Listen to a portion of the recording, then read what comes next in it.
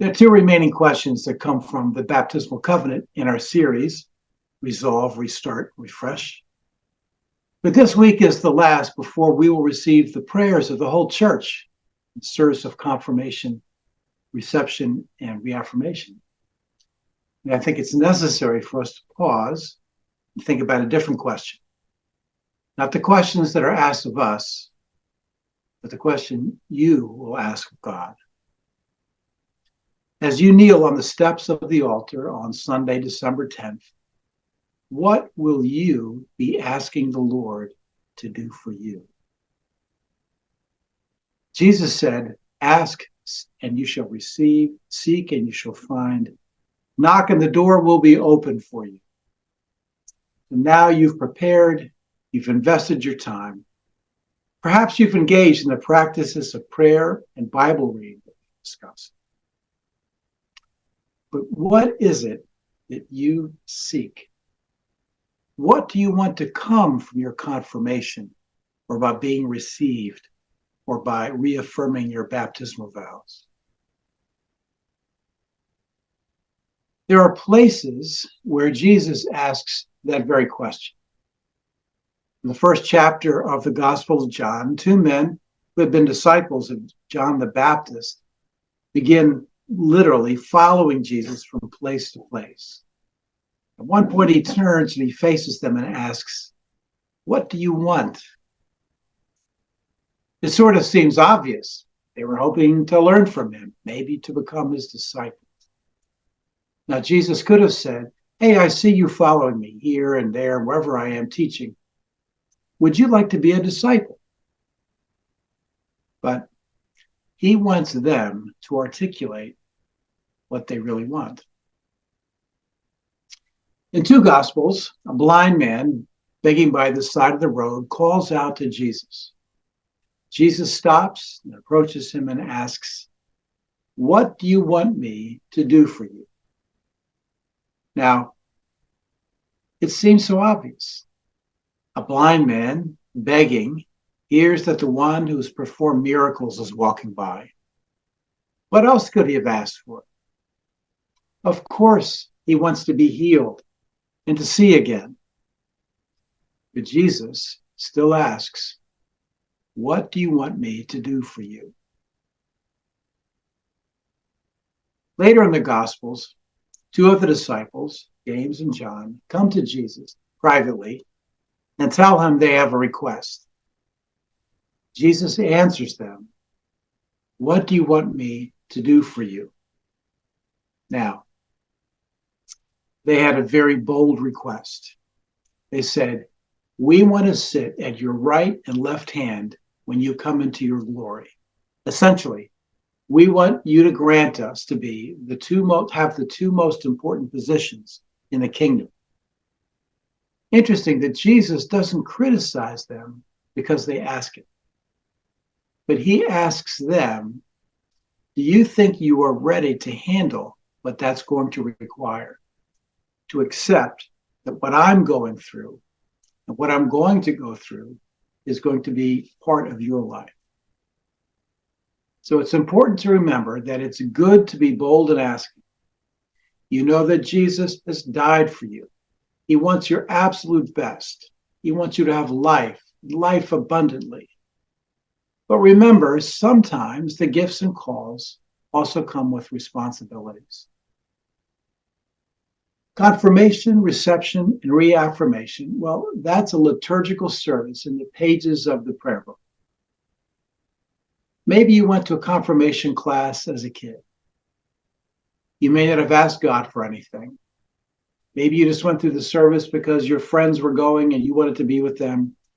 Maybe your parents made you get confirmed. Maybe you participated in confirmation or reception or reaffirmation when you were older and you did it for some other reason. Maybe you were confirmed so you could become a church member. Maybe you did it to please your wife. Maybe you did it because it was required to serve on vestry. Maybe you went through the service hoping secretly that something would happen, but you didn't think that you could ask for that something or even knew what that something could be. Perhaps you secretly hoped that there'd be some kind of supernatural experience that would confirm for you that God was really there. Maybe you were disappointed when it didn't happen.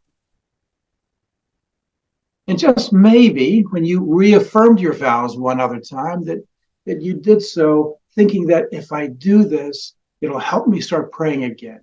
I'll start going to church again. Maybe reaffirming my vows will motivate me to be a better Christian this week. And you thought about that as doing all on your own, under your own strength, your own power. You were the one that was going to grit it out and get it done. But now we've gone through a class called Resolve, Restart, and Refresh. The entire idea was to make a decision, a resolve, a commitment to do something with the hope that by doing so, you could get a fresh start, a restart. And that your hope was that God, by the Holy Spirit, would do something within you that would make you feel refreshed, renewed, energized in your life with God, maybe just within yourself. So after all that you have invested, this is the moment for you to get some clarity for yourself. What is it that you want the Lord to do for you? If you spend some time trying to answer that question, it will take you through a variety of different levels of thinking. My guess is that when you start off asking that question, the first series of answers on that first level will be the ones that you think you're supposed to ask for, or maybe the ones that perhaps some other people have said in the past that you've heard.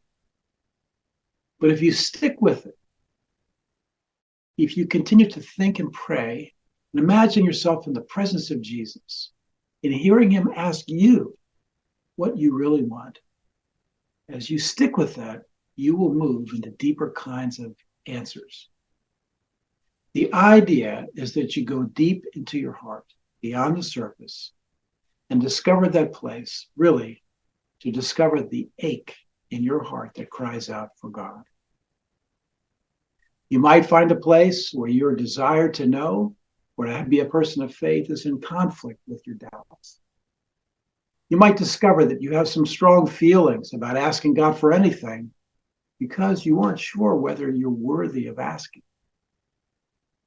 Or maybe you can hardly imagine that God might have anything actually useful, given all the needs you have in your life, and given all the needs of the world around us. But think about this. The French mathematician Blaise Pascal has that famous quote that says, within every person, there is a God-shaped vacuum that only God can fill. Sometimes it takes work to discover that place, but it's there underneath all the busyness and the anxieties of life and all the stuff that you've tried to fill it with. Our requests of Jesus will not always be the same. We are always moving at different places in our life and in our relationship with God. Some seasons you might ask for one thing, and as you walk with him longer, in some other seasons you might ask for something very different. And every person is different. So there's no need to compare our requests with what others are asking for from you. But it is of the greatest importance to know that Jesus really is asking each of you that question. What is it you want me to do for you? That is what the moment that the bishop and the church is praying for you is all about. So do yourself a tremendous favor as you think about how deeply you are loved by God, with the help of the Holy Spirit within you, who's praying for you from within you. Think about, what is it I really want Jesus to do for me? And after you've spent some time with that and you think you have a ballpark answer, write it down on a piece of paper and put a date on it. And don't forget that God is the giver of every good gift. And put that piece of paper in a place that you won't lose it. and then wait and see how God might answer that question. And so now that you've come to the end of your classes, even though we've got those 2 questions to deal with later, but now as that Sunday approaches, what is it that you will ask of Jesus when he looks at you and says, I am so happy that you have done this. I am so happy that you come seeking me. Now, tell me, what is it that you want me to do for you? May God bless seeking to know what that question is, that your question is. May God bless that. And may that be a way of seeing the new refreshment of the Holy Spirit come in your life.